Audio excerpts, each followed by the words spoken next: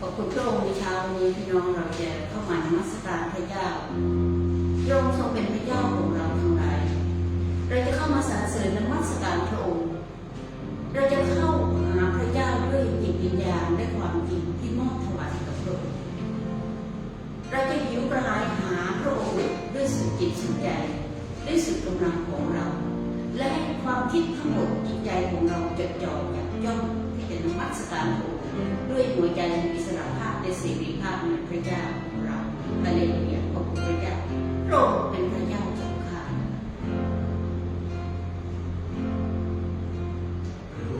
เป็นพระเจ้าของข้าฮาเลลูยาจิตวิญญาณข้ากระหายข้าพระองค์ข้าได้เห็นพระองค์ในสถานนมัสการเห็นฤทธานุภาพและพระสิริพระพระองค์เป็นพระเจ้าของข้าพระองค์เป็นพระเจ้าของข้าจิตวิญญาณข้ากระหายข้าพระองค์ข้าได้เห็นพระองค์ในสถานนมัสการเห็นฤทธานุภาพและพระสิริพระข้าจะสรรเสริญนมัสการพระองค์ตราบที่ข้ายังมีชีวิตในโลกนี้ข้าจะชูมือขึ้นต่อพระนามพระองค์ข้าทำภาวนาถึงพระคุณของพระองค์เป็นพระเจ้าของข้าจิตวิญญาณข้ากระหายมาพระองค์ข้าได้เห็นพระองค์ในสถานนมัสการเห็นฤทธานุภาพและพระสิริพระ ข้าจะสรรเสริญนมัสการพระองค์ตราบที่ข้ายังมีชีวิตในโลกนี้ข้าจะชูมือขึ้นต่อพระนามพระองค์ข้าเฝ้าภาวนาถึงพระสรรเสริญพระองค์ผู้เดียว ข้าจะสรรเสริญนมัสการพระองค์ตราบที่ข้ายังมีชีวิตในโลกนี้ข้าจะชูมือขึ้นต่อพระนามพระองค์ข้าเฝ้าภาวนาถึงพระความรักมั่นคงของพระองค์ ขอความรักมั่นคงของพระองค์ดีกว่าชีวิต ความรักมั่นคง ขอความรักมั่นคงของพระองค์ดีกว่าชีวิต ความรักมั่นคง ขอความรักมั่นคงของพระองค์ดีกว่า ข้าจะสรรเสริญ ข้าจะสรรเสริญนมัสการพระองค์ตราบที่ข้ายังมีชีวิตในโลกนี้ข้าจะชูมือขึ้นต่อพระนามพระองค์ข้าเฝ้าภาวนาถึงพระองค์ จะสรรเสริญ ข้าจะสรรเสริญนมัสการพระองค์ตราบที่ข้ายังมีชีวิตในโล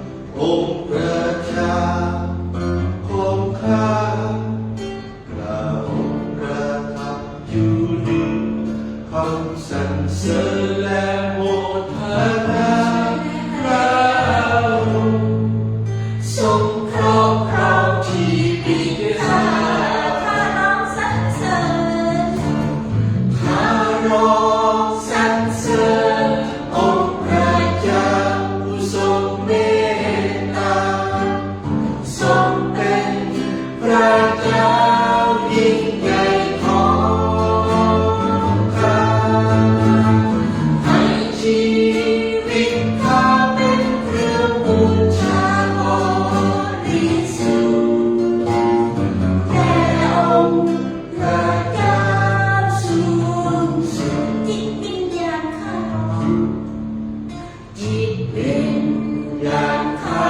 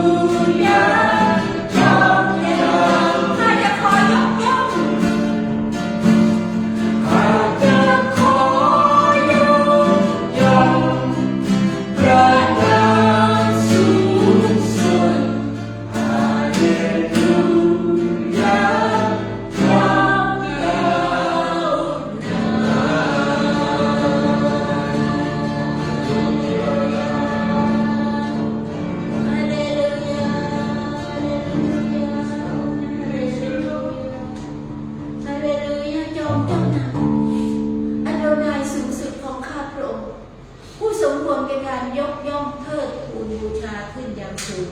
ขอบคุณพระองค์สรรเสริญพระองค์